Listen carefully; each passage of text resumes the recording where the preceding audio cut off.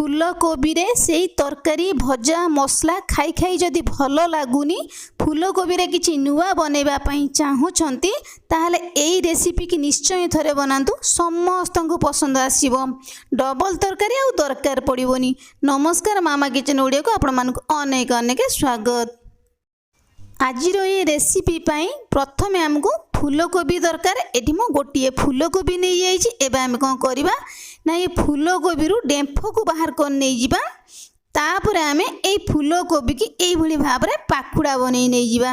Same process रे ए फूलकोबी की आमे सब को एई भली भाबरे काटी नै जिबा। तो एई भली भाबरे जदि कोबीर बड़ पीस आपण मानकु पसंद नुह तो छोटिया छोटिया पीस करिक मध्य काटी के ए कोबी की नै पारिबे।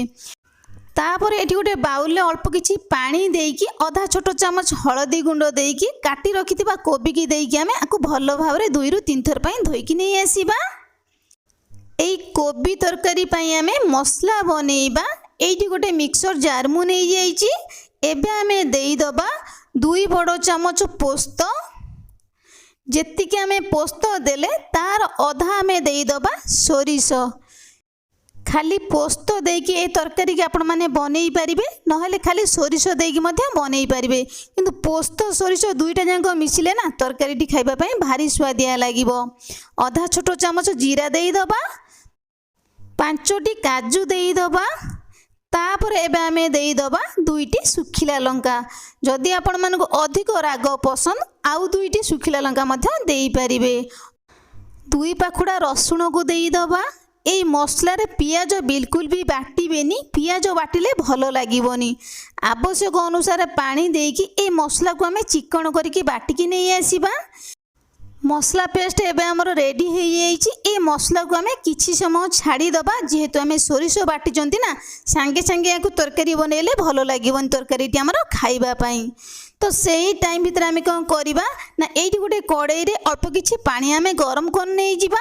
तापर एबे आमे देई दबा अल्प किछि हळदी गुंड, आधा चामच लूण। तापर आमे कोन करिबा ना काटी रखिथिबा कोबी की आमे ई पानी रे देई दबा।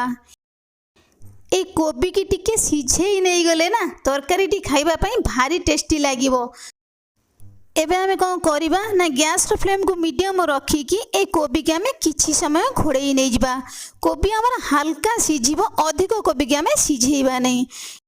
एबे आमे घोड़णी की बाहर कर नै जिबा। एठी आपण माने देखि पारुथबे कोबी हमर अधिक बिल्कुल भी सिझिनी। कोबी हमर हल्का सिझी जाइछि। गैस रो फ्लेम को एबे आमे ऑफ कर दबा।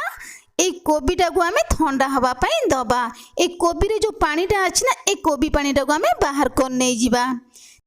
तापर ए तरकारी रे दबा पई एठी मु नै जाइछि 10 रु 15 पाखुडा रसुण, 2टी बड़ साइज रो पियाज को काटी की ए भली भाबरे मु पाखुडा बनै नै जाइछि। 2टी बड़ टमाटो को टिके बड़ पीस करिकि मु काटी नै जाइछि। गोटिए कोबी पई हमको एतिकी मसला ही दरकार। तापर ए कोबी रे आमे देई दबा स्वाद अनुसार लूण। आमे लूण देकी सिझेइथिले कोबी रु पानीटा को बाहर कर नै जाइछन तो सेति पई आमे लूण देले। आधा छोट चामच हळदी गुंड देई दबा। तरकारी रे भलो कलर आसीबा पई एबे आमे देई दबा आधा छोट चामच काश्मीर रेड चिली पाउडर। तापर एबे आमे देई दबा पियाज रसुण टमाटो। टमाटो को टिके एई भली भाबरे बड़ पीस करिकि काटिकी नै गेले कोन हबो ना तरकारी सहित खाइबा पई भारी भलो लागिबो। एबे आमे कोन करिबा ना बनेकी रखिथिबा मसला को देई दबा। सेम मिक्सर जार रे अल्प किछि पानी देकी आमे ये मसला मसली सहित देई दबा। एमित्रे भी ए तरकारी रे हमको अधिक पानी बिल्कुल भी लागिबोनी। तापर एबे आमे देई दबा 2 बड़ चामच सोरिष तेल। सोरिष तेल देले ना ए तरकारी टी खाइबा पई भारी भलो लागिबो। तापर आमे कोन करिबा सबु मसला मसली के आमे एई भली भाबरे हाथ रे कोबी सहित मिसेई की गोळेई नै जिबा। हल्का हाथ रे गोळेबा कोबी जेमि हमर बिल्कुल भी न भांगीबो। तापर एबे आमे कोन करिबा ना गैस रो फ्लेम को ऑन करिकि आकु आमे किछि समय घोड़ेई नै जिबा 3 रु 4 मिनिट पर्यंत। आमे कोबी के हल्का सिझेइथिले आउ जेतिकी कोबीटी हमर सिझिबो तो एई भली भाबरे दम रे सिझि जिवो। तीन रु 4 मिनिट पर आम घोड़णी की बाहर कर नहीं जावा। केते सुंदर देखा जाउची ये तरकारीटी आमर बहुत बढ़िया बास्ना आसुची। एबे आमे कौन करिबा ना खड़िकार टिके भल भाव लेउटे की गोलई नहीं जिबा। एई तरकारी को बनैबा पई हमको अधिक समय बिल्कुल भी लागिवनी, खूब कम समय रे बनिबो। खाइबा पई मध्ये सबु कोबी तरकारी ठारू ए कोबी तरकारीटी भारी स्वादिया लागिबो। ए तरकारीटी अधिक झोल आमर रहिबनी, ए मसला सहित खाली आमर लागिला कि ही रहिबो। एबे आमे गैस रो फ्लेम को ऑफ कर नै जिबा। तापर आमे देई दबा अल्प किछि कटा धनिया पत्र।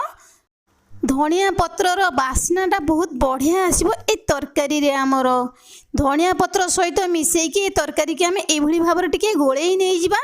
तरकारीटी आमर भल भाबरे ठंडा हे गला परे बिल्कुल भी झोल रहिबोनी, मसला मसली आमर कोबी सहित खाली लागिला कि ही रहिबो।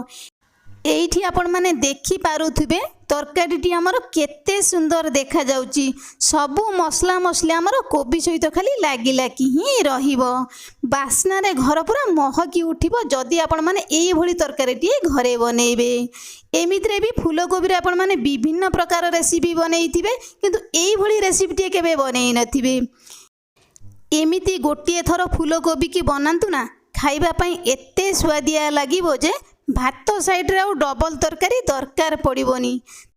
एबे हमर रेडी हो जाइछि फूलकोबी रे गरमा गरम दमदार नुआ रेसिपी फूलकोबी बाटी बोसा। तेबे मोर प्रिय दर्शक बंधु भिडियोटी की स्किप न करी फुल वाच करिवे, फुल प्रोसेस रे बनइबे, खाइबे और समस्त को खुआइबे। आजिर रेसिपीटी आपण मानकु केमिति लागिला छोटिया कमेंट करिबा पई बिल्कुल भूलिबेनी। आपण मानकर गोटिए गोटिए कमेंट मते साहस आनीदेव एइभली भावरे नुआ नुआ वीडियो बनैबा पई। तेबे रहिबी नमस्कार, पुणी आमे देखा हबा नुआ रेसिपी रे।